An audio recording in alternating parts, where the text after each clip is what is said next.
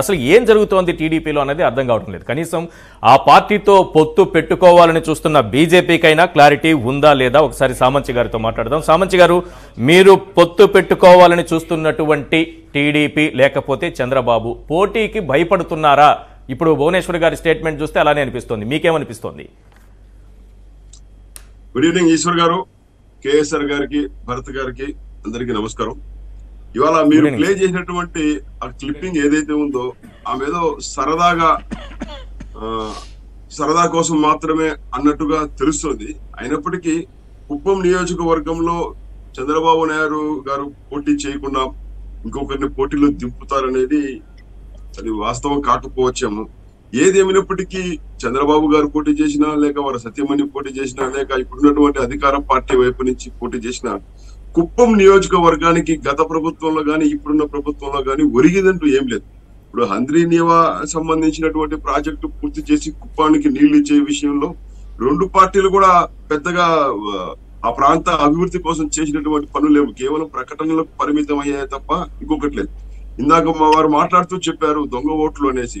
నిజంగా దొంగ ఓట్లను ఎన్నికలను సక్రమంగా నిర్వహించకపోవడము, దొంగ ఓట్లు చేర్పించడము, భయభ్రాంతులకు గురి చేయడం అనేది ఇవాళ ఇప్పుడు వైసీపీ అధికారంలోకి వచ్చిన తర్వాత తారాస్థాయికి చేరింది. అప్పుడు ప్రారంభమైనటువంటి ఈ ప్రహసనము ఇప్పుడు తారాస్థాయికి చేరింది.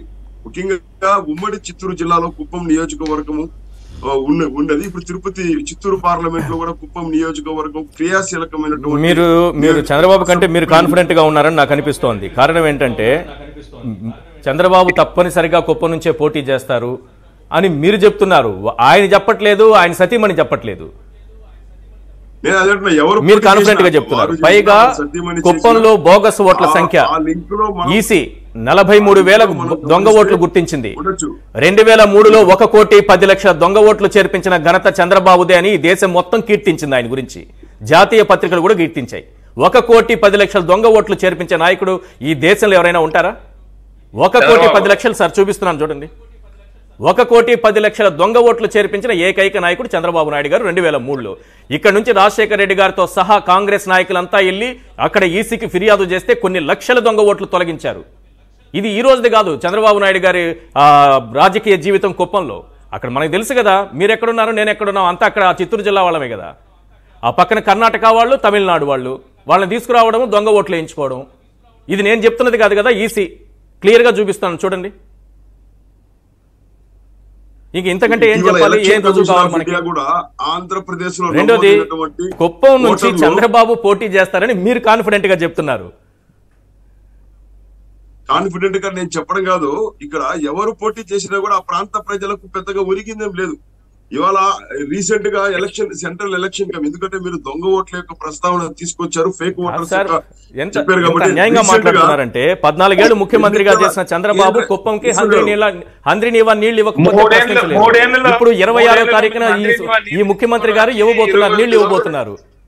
జగన్మోహన్ రెడ్డి గారి చేతుల మీదుగా మేము ఈ రోజు హెచ్ఎన్ఎస్ఎస్ వాటర్ తీసుకొని వచ్చి కుప్పానికి ఇవ్వబోతున్నాం అనేది 3 years లో జరిగినటువంటి అభివృద్ధి. రాష్ట్రానికి ముఖ్యమంత్రిగా పనిచేసి 35 సంవత్సరాలు ఆయన ఇక్కడ ఎమ్మెల్యేగా పనిచేసి చెప్పుకోదగిన ఒక్క ఐటీ ఇండస్ట్రీ గానీ, చెప్పుకోదగిన ఒక్క ఇండస్ట్రీ ఇక్కడ పెట్టలేక అవన్నీ కూడా మళ్ళీ నేనే తయారు చేసినాను, మొబైల్ నేను తయారు చేసినాను, హెలికాప్టర్ నేను పెడతాను, ఎయిర్పోర్ట్ నేను కడతానని చెప్పుకునేటటువంటి వ్యక్తిని 3 ఏళ్ల పరిపాలన చేసినటువంటి వైఎస్ఆర్సీపీని మీరు కంపేర్ చేయడమే నాకు అర్థం కావడం లేదన్న యాక్చువల్ గా. ఎందుకంటే మేము కుప్పం నియోజకవర్గాన్ని చేసినటువంటి అభివృద్ధి నేను చెప్తాను. ఇప్పటి వరకు కుప్పం నియోజకవర్గం ఒక మున్సిపాలిటీ కాలేదు. మేము వచ్చిన తర్వాత కుప్పం నియోజకవర్గం ఒక 3rd grade మున్సిపాలిటీగా మేము అప్గ్రేడ్ చేసాం. దాని తర్వాత ఒక ఆర్టీఓ డివిజన్ మేము కుప్పం నియోజకవర్గాన్ని మేము తీసుకొని వచ్చినాం. ఒక డిఎస్పీ డివిజన్ ని మేము తీసుకొని వచ్చినాం కుప్పానికి. ఒక ముఖ్యమంత్రిగా పనిచేసినటువంటి వ్యక్తికి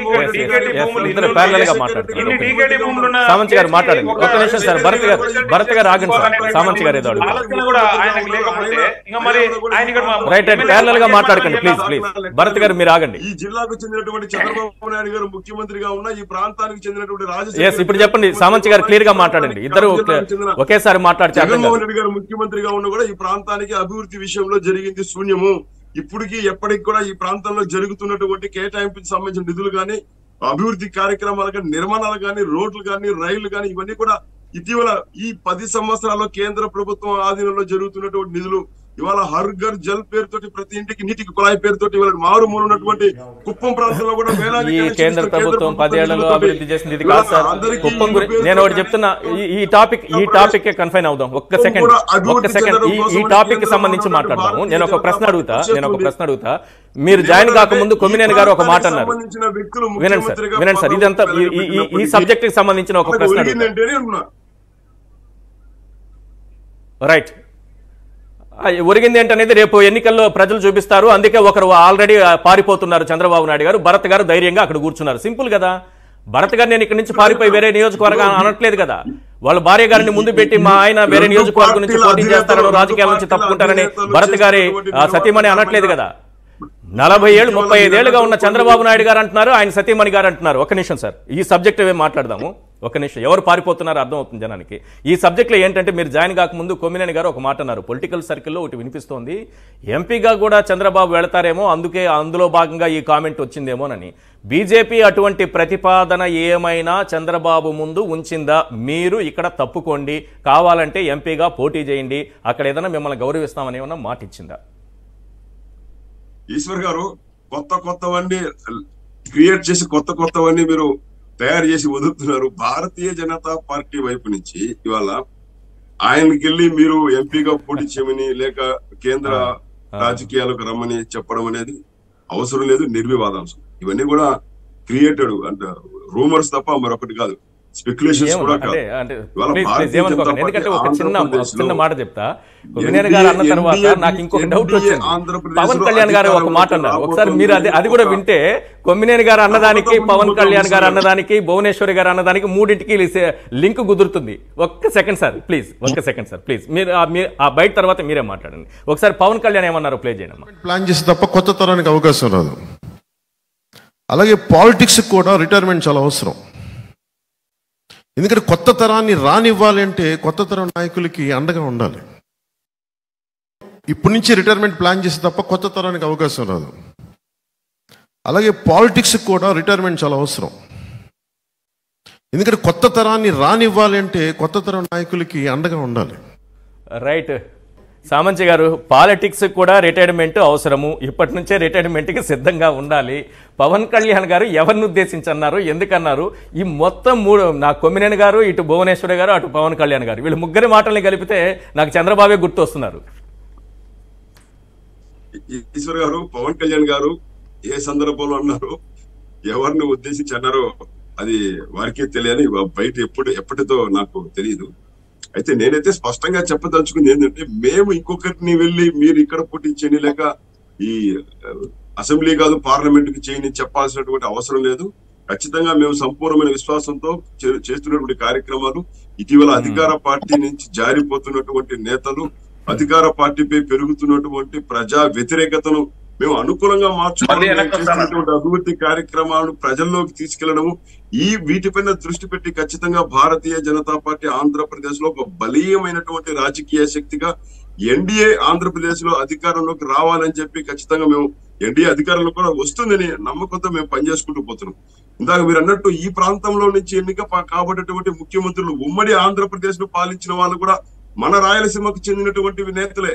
అయితే తీరా రాయలసీమకు చెందినటువంటి నేతలు పరిపాలించినప్పటికీ రాయలసీమకు వెనుకబాటుతనానికే ఉంది. ఇప్పటికీ అనేక నీటి ప్రాజెక్టులు, చిన్న పిల్ల కాలువలు తవి వదిలితే సముద్రంలో అనవసరంగా కలిసిపోయేటువంటి కొన్ని టీఎంసీల యొక్క నీటిని తాగునీటి కోసం, సాగునీటి కోసం వాడుకునేటువంటి అవకాశం ఉన్నప్పటికీ ఇక్కడ ఉన్నటువంటి నేతల యొక్క నిర్లక్ష్యం కారణంగా వాళ్ళ యొక్క సరైనటువంటి దిశానిర్దేశం చేయలేక ఈ ప్రాంతం పైన వాళ్ళకి సరైనటువంటి బాధ్యత లేని వాళ్ళ స్థాయిలో వాళ్ళు అభివృద్ధి చేసుకున్నారు. ప్రజలు ఎవరికి ఓటేయాలని డిసైడ్ చేస్తారు సార్. చంద్రబాబు కుప్పం వదిలి పారిపోతున్నారంటే ఆయనకి డౌట్ ఉండొచ్చు, ఆయనకి అనుమానం ఉండొచ్చు. చంద్రబాబు నాయుడు గారు కుప్పం వదిలేస్తున్నారంటే, ఒక నిమిషం సార్, కుప్పం వదిలేస్తున్నారంటే ఆయనకి అనుమానం ఉండొచ్చు. ఇక్కడ నేనేం చేయలేదు కాబట్టి ప్రజలు ఒకే ఒక పాయింట్ సమాధానం చెప్పమనండి వారిని. అదేమిటంటే ఒక భర్తని, ఒక చీఫ్ మినిస్టర్ క్యాండిడేట్ని, ఒక 35 ఏళ్లుగా ఒక ప్రాంతానికి ప్రాతినిధ్యం వహిస్తున్న నేతని రెస్ట్ తీసుకోమనంటే అర్థం ఏమిటి? మీరు ఆ విషయాన్ని దాటవేస్తూ ఏదేదో అవకాశం చెప్తే ఏం ఉపయోగం? శ్రీనివాస్ గారు స్ట్రైట్గా చెప్పండి. ఒక భార్య ఒక భర్తని 35 ఏళ్ల పాటు బహుశా ఆవిడ అభిమానంతో చెప్పిందేమో, ప్రేమతో చెప్పిందేమో, ఈయన రిటైర్మెంట్ అయితేనే బెటర్ అని ఏమన్నా అనుకున్నారేమో. మరి ఆ రెస్ట్ అన్న పదం ఎందుకు వచ్చి ఉంటుంది అంటారు? కేసర్ గారు ఎవరు ఏ ఉద్దేశంతో వాళ్ళ మస్తిష్కంలో ఉన్నటువంటి ఆలోచనలతో వాళ్ళ మనసులో దూరి చెప్పేంత అనుభవం నాకు లేదు, మీకున్నంత అనుభవం నాకైతే లేదు. వాళ్ళ మనసులో ఏదైతే దాగి ఉంటాయో నాకు అర్థమైంది ఏంటంటే ఆ రెస్ట్ అనే పదం మీద మాట్లాడడానికి సామంచి గారికి ఇంట్రెస్ట్ లేదనేది నాకు బాగా అర్థమైంది. ఆ రెస్ట్ కి ఇక్కడ ఇంట్రెస్ట్ లేదనేది అర్థమైంది. సామంచి గారు సమయం మించిపోయింది సార్. విశ్వాసం ఏంటంటే ఖచ్చితంగా ప్రజలు విసికి వేసారి. సారీ సార్, సమయం మించిపోయింది. సారీ సార్, సమయం మించిపోయింది. ఇంకా ఈ అంశం పైన మనం భవిష్యత్తులో కూడా మాట్లాడుకుందాం. మేము కొత్త నిశ్చయంతో ముందుకెళ్తాము. ఏం లేదు సార్, మీరు ఒక స్టీల్ ప్లాంట్ ఇచ్చుంటే బాగుపడేది రాయలసీమ. బుందేల్ఖండ తరహా ప్యాకేజ్ రాయలసీమకి ఇచ్చుంటే అద్భుతంగా బాగుపడేది. ప్రత్యేక హోదా ఇచ్చుంటే మన రాయలసీమ గర్వంగా మనం కాళ్ళు ఎత్తుకొని తిరిగేవాళ్ళం. అవన్నీ చేయకుండా ఇవన్నీ ఎందుకు మాట్లాడడం? థ్యాంక్ యూ సార్ చర్చలో పాల్గొన్నందుకు.